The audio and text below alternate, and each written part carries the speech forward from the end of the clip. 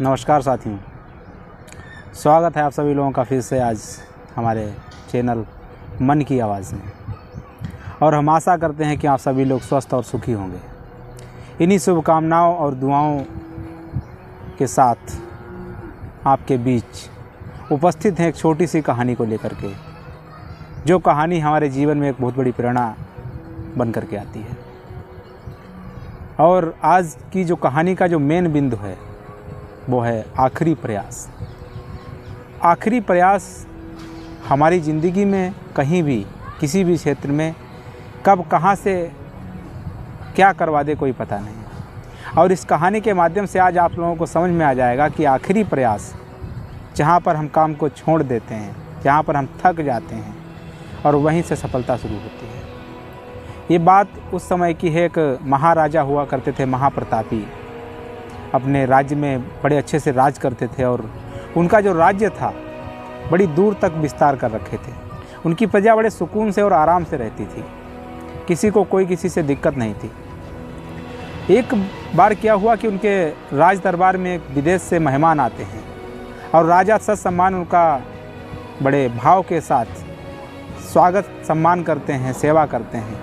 और जो मेहमान अपने वापस जाने का समय जब उनका होता है तो राजा जी को उपहार स्वरूप वो एक पत्थर भेंट करते हैं। वो पत्थर पा करके राजा जो होते हैं बड़ा खुश होते हैं, बड़ा प्रसन्न होते हैं और उनके मन में विचार आता है कि इस पत्थर से हम अपने राज्य के लिए भगवान विष्णु की मंदिर में मूर्ति लगाने के लिए भगवान विष्णु की सुंदर प्रतिमा बनवाएं।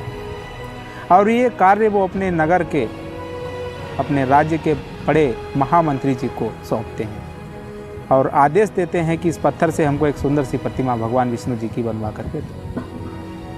महामंत्री जी राजा जी का आदेश पा करके कार्य में लग जाते हैं और उस नगर के जो सबसे सर्वश्रेष्ठ मूर्तिकार जो होते हैं उस मूर्तिकार के पास जाकर के बोलते हैं कि इस पत्थर से तुमको भगवान विष्णु की सबसे सुंदर प्रतिमा का निर्माण करना है और 7 दिन के अंदर इस प्रतिमा का निर्माण कर करके तुम राज दरबार में आ जाओ, जिसके बदले तुमको राजा जी की तरफ से 50 स्वर्ण मुद्राएं दी जाएंगी। मूर्तिकार ये बात सुन करके बड़ा प्रसन्न होता है, बड़ा खुश होता है और मंत्री के जाने के तुरंत बाद ही उसके जो मूर्ति के सारे औजार थे उनको निकाल के लाता है और काम करना शुरू कर देता है। और वो हथौड़ी से अपनी उस मूर्ति पर पत्थर पर चोट मारना शुरू करता है। पहली चोट मारता है, दूसरी चोट मारता है, तीसरी चोट मारता है, कुछ नहीं होता। धीरे धीरे धीरे धीरे काफ़ी समय बीत गया।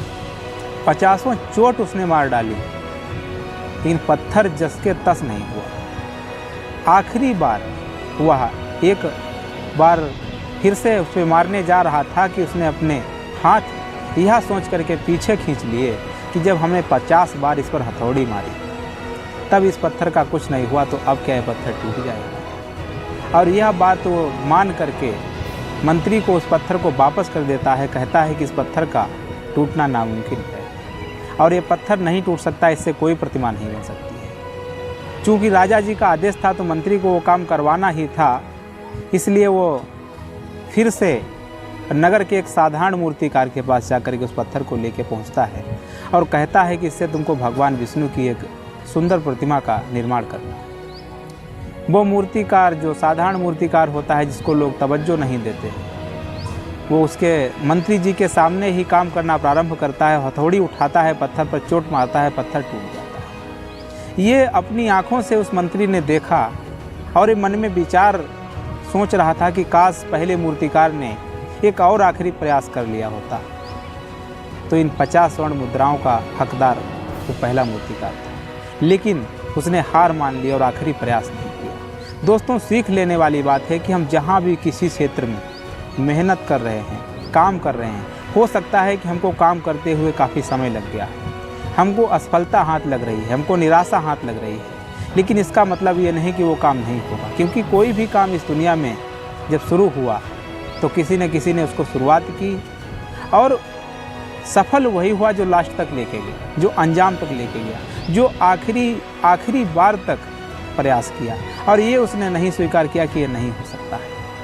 क्योंकि अगर वो मूर्तिकार जो पहला मूर्तिकार था वो आखिरी प्रयास करता तो शायद पत्थर टूट जाता और उससे मूर्ति बन जाती। तो दोस्तों, इस कहानी से हमें सीख लेनी चाहिए कि हम जहाँ कहीं भी किसी क्षेत्र में अगर मेहनत कर रहे हैं, प्रयास कर रहे हैं, डटे हुए हैं और हमारा काम नहीं हो रहा है, हमें लग रहा है कि हमारे यहाँ सफलता नहीं आ रही, हमारे हाथ रिजल्ट नहीं आ रहे हैं, तो हमें वो आखिरी प्रयास करने वाली बात है, ना कि पीछे हटने वाली बात है। क्योंकि अगर हम पीछे हट गए तो शायद ज़िंदगी में हम बहुत बड़ी सफलता हासिल नहीं करेंगे और उल्टा हम समाज की बदनामी का, हंसी का पात्र बनने के लायक हो जाएंगे।